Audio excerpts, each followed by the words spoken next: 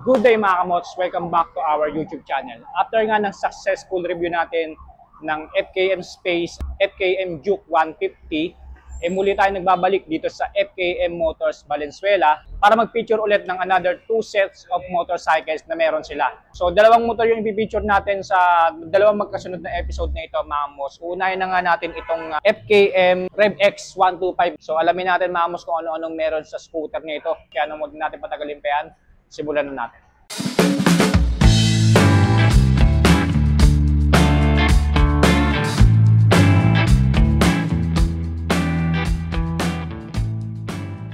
So this is the FKM Rev X 125. Actually mga kamots, matagal na itong lumabas dito sa FKM. Ngayon ko lang siya i-feature sa YouTube channel natin kasi napakaangas ng itsura niya. Para siyang big bike dito sa unahan mga kamots. Parang may kamukha siyang big bike dito sa may bandang part na to eh. Ayan o.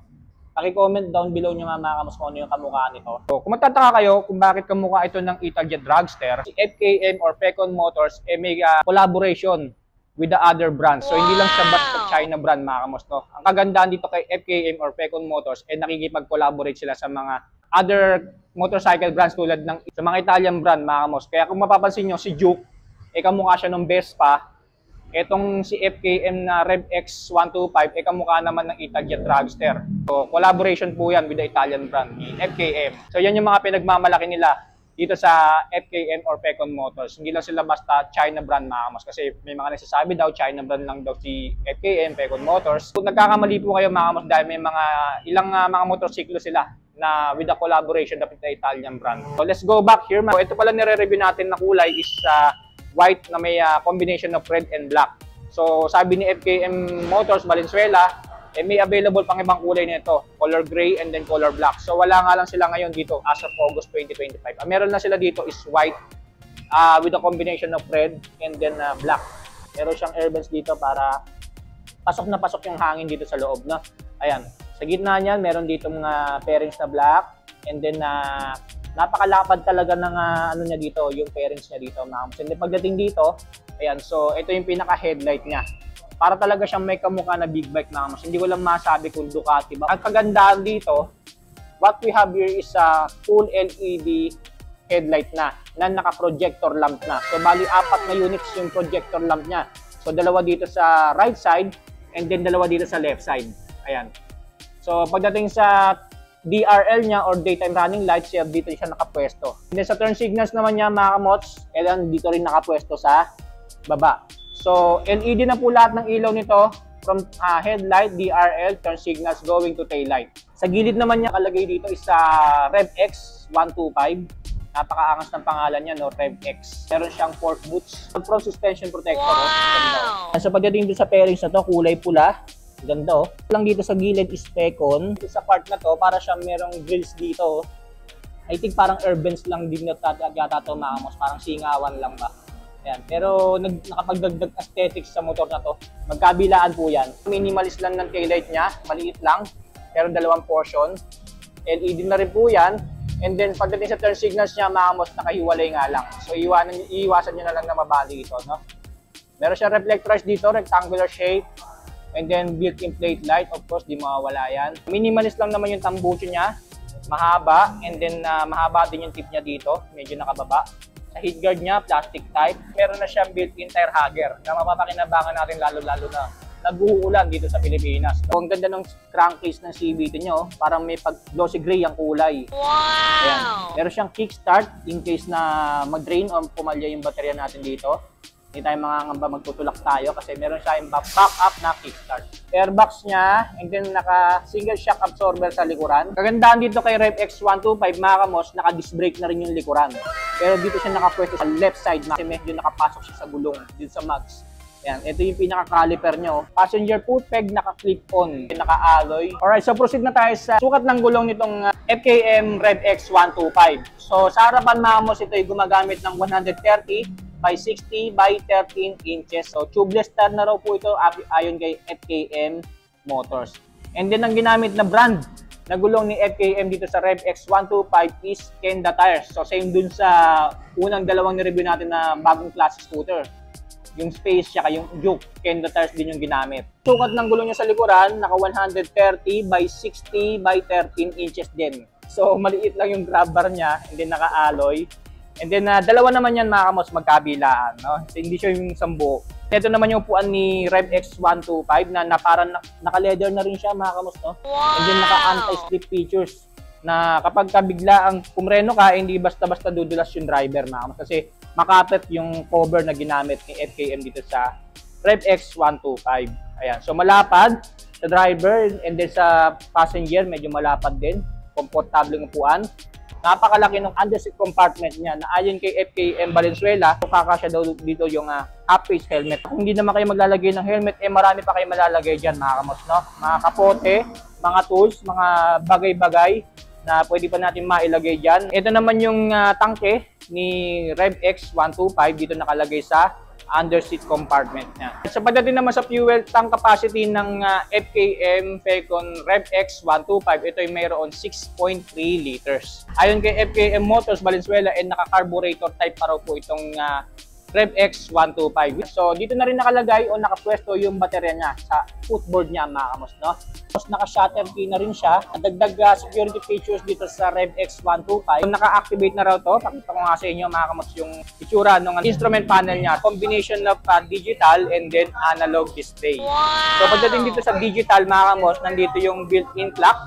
May built-in clock siya mga kamos, ang ganda. And then makikita mo rin kung anong araw. Ayan o. Meron siyang day indicator kung anong araw na. Tapos odometer. Ayan, so dito makikita yung odometer. And then fuel gauge.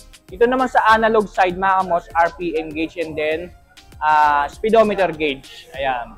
So itong mga bilog-bilog na to mga kamos, ito yung mga other indicators. And then meron siyang buttons dito mga kamos para sa function nitong digital display niya. Pagdating dito sa mga buttons and switches niya mga kamos, ayan, so sa left side meron tayong high beam, low beam, and then turn signals, left and right, and then busina. Sa right side naman, na dito yung on and off switch para sa ilaw mga kamos, no? Ayan. So ito pala yung kulay ng ilaw niya mga kamos sa digital, kulay pula. Ayan. So ito pala yung pinaka-switch niya kapag in-open mo yung headlight, sabay na o-open itong ilaw niya dito sa instrument panel niya.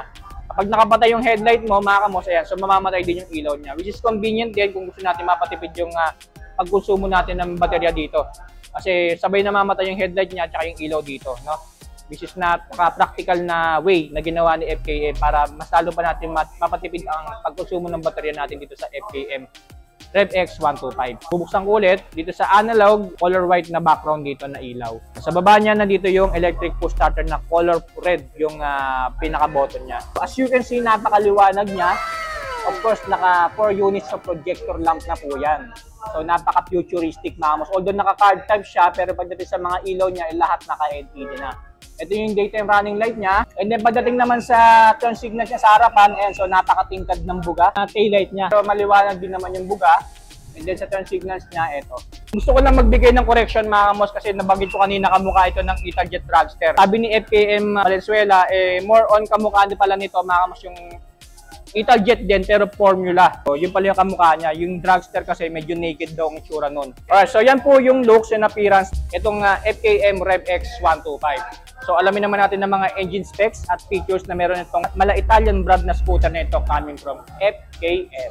The FKM RevX has a 125cc engine displacement, 4-stroke single-cylinder, naka-single overhead cam with 4 valves. Para naman sa kanyang max power, meron itong 8.8 HP at 8,000 RPM habang ang kanyang max torque ay 8.6 Nm at 6,000 RPM. And as I mentioned earlier, pagdating sa fuel system nito, ito po ay naka-carburetor type na masasabi kong isa sa magiging advantage nito dahil napakadali lang i-maintenance ng mga dekarburador na motor. At kung usapang modification naman tulad ng pagpapalit ng muffler, for sure na hindi magiging maselan ang motor na ito dahil sa ito ay naka-carburetor type na wala nang masyadong program na gagawin kapag nagpalit ka ng tambucho sa scooter na ito. Pagdating naman sa kanyang cooling system, ito po ay naka-air cooled. And as for the starting system, combination ito ng electric at kick kick starter. Sa kanya namang driving system, naka-continuous variable transmission or CVT. For the suspension naman sa harapan, ito po ay naka-telescopic fork at naka-single shock absorber naman pagdating sa likuran. At para sa braking system naman, gaya ng pinakita ko sa inyo kanina, pares po itong equipped ng hydraulic disc harap at likuran na kahit papaano ay magbibigay ng confidence sa atin sa biyahe dahil mag-expect naman tayo ng malakas-lakas na braking power pagdating sa motor na ito. Dahil nga yan sa naka-disc brake na ang harap at likuran preno nito. At para naman sa kanyang dimensions, meron itong overall length na 1,840mm,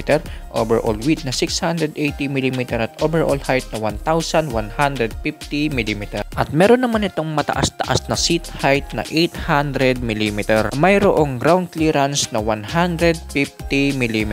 At magaan-gaan nga lang din ang motor na ito na mayroong 106kg. At yan ang engine specs at iba pang features itong pinakabagong FKM Rev X125. Kaya naman alamin na natin ang cash price at installment price nito dito sa FKM Motors Valenzuela as of August 2025. Alright, so proceed na tayo sa cash price at installment price itong FKM or FECON Rev X125. So magkano nga ba ito dito sa FKM Motors Valenzuela as of August 2025? So pagdating sa cash price niya, mga kamos, ang kagandahan dito sa Rev X125 naka-promo daw sila. Makukuha nyo na lang itong Rev X125, mga kamos, ngayong August at sa susunod na buwan, September, 51,888 pesos. So napakamura, mga kamos, sa halagang 51,000 lang, meron ka ng Italian brand na motor coming from FKM. Naka-promo price po yan, 51,888 pesos. So sugod na kayo dito sa FKM Valenzuela Motors para ma-release nyo na to kung meron na kayong budget na. Available na rin daw to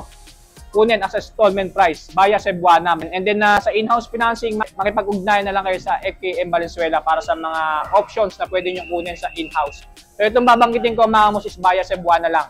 So para sa Rev X125, ang down payment natin is 21,300 pesos. Sa monthly amortization, sa 12 months, 5,478 pesos.